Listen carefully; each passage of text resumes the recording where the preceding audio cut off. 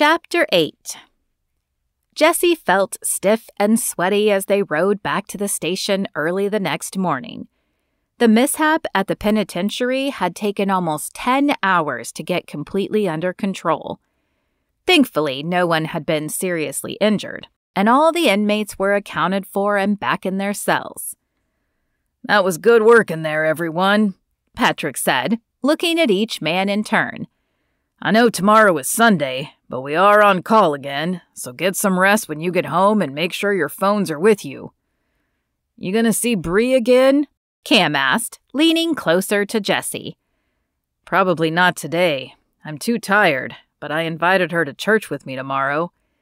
Cam whistled softly. "Church already? You're gonna scare the poor girl away." Jesse shook his head. "Nah, any girl who won't go to church with me isn't someone I want to date anyway." Cam chuckled. "Yeah, okay, if you say so, man. Hey, thanks again for Kara picking her up. Not the way I wanted our date to end, but such is the way it goes."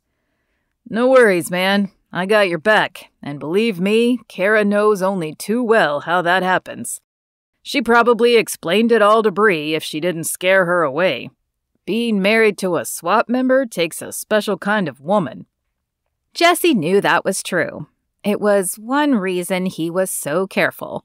His own mother had been married 3 times, and while he enjoyed having lots of siblings, the divorces had rocked the house each time. He planned to make his marriage last if he was lucky enough to find a wife, but Cam was right. It wasn't easy being married to a SWAT member. They could rarely plan vacations because they were almost always on call, and he couldn't count how many birthdays and anniversaries the other guys had missed.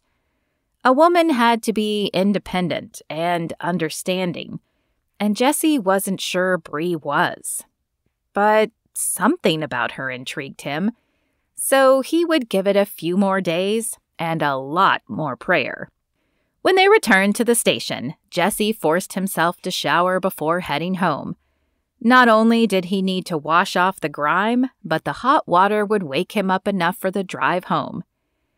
"She seems lovely," Penny said as he passed the reception desk on the way out. "Yeah?" Jesse didn't need Penny's approval, but he knew she believed like he did, so it carried more weight than some of the guys.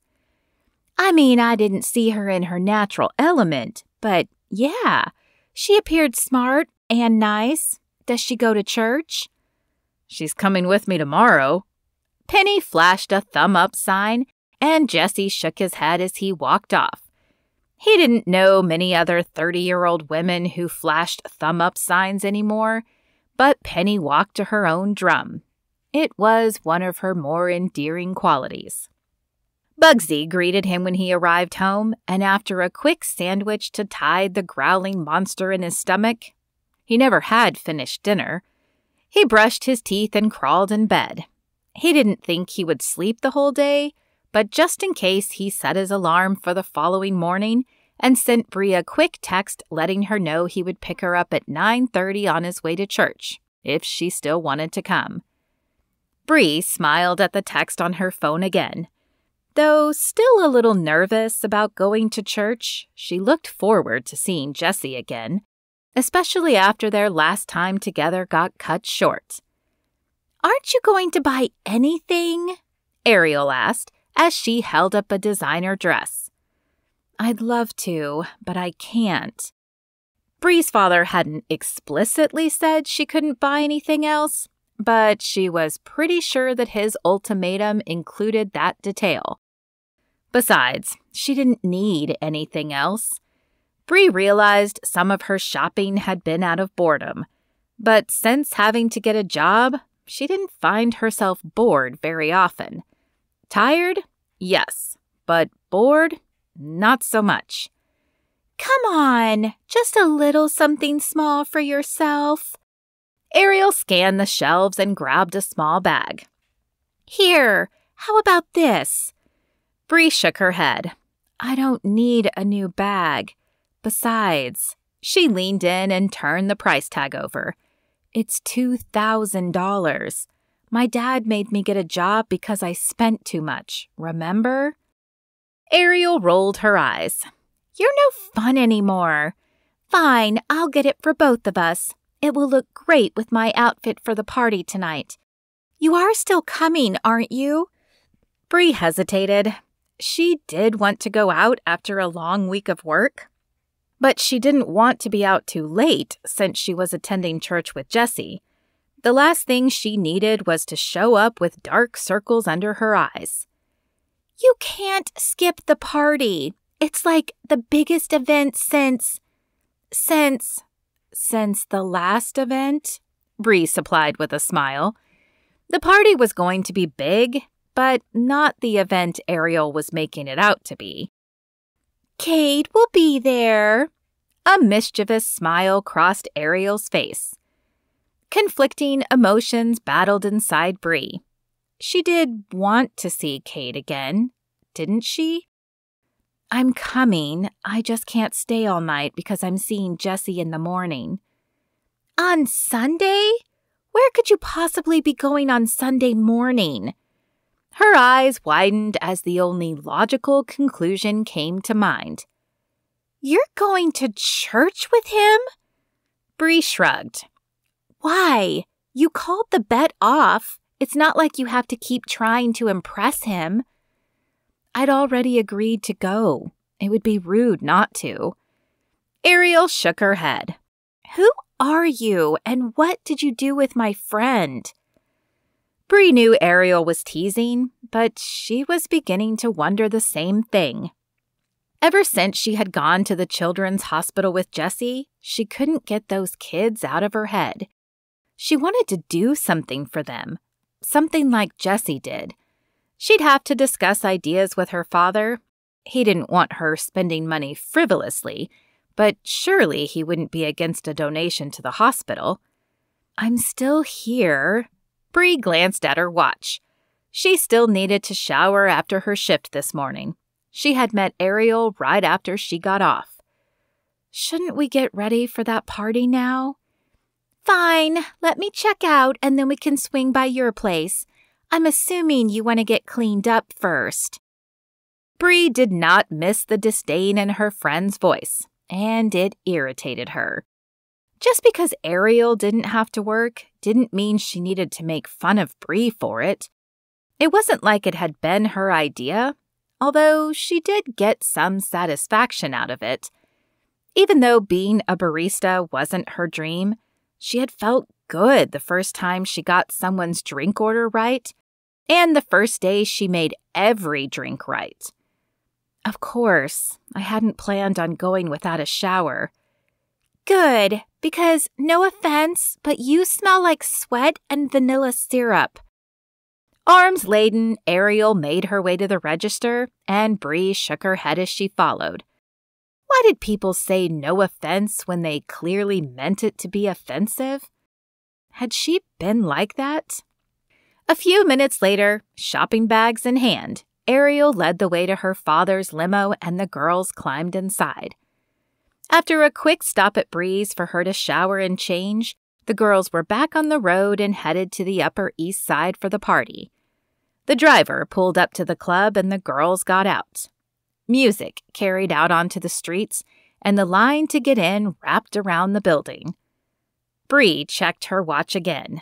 It was almost 10, and she wanted to be home by midnight at the very latest. But with this line, they might not even make it inside by midnight. Ariel, are you sure you want to go to this? We might not even get in.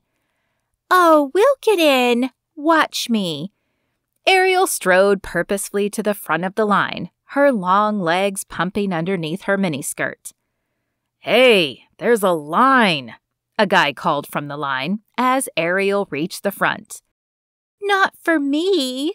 She smiled sweetly at the man and then turned to the very muscular bouncer. I'm Ariel Sinclair, Cade Sinclair's sister. He should have my friend Brie and me as his guests. The bouncer scanned the list, and after looking at their IDs, he let them in. Did you tell Cade I was coming with you? Brie asked as they entered. No, But he knows we're always together. You do still want Cade, don't you? Brie had no answer for that. Did she still want him? Or did she just like the idea of him?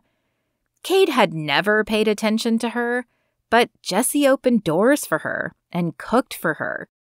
However, Jesse didn't have the money she was used to, nor did he have any connections. Maybe it wouldn't hurt to give Cade one more shot. They found him upstairs in a corner booth surrounded by women. Brie sighed as she looked over the competition.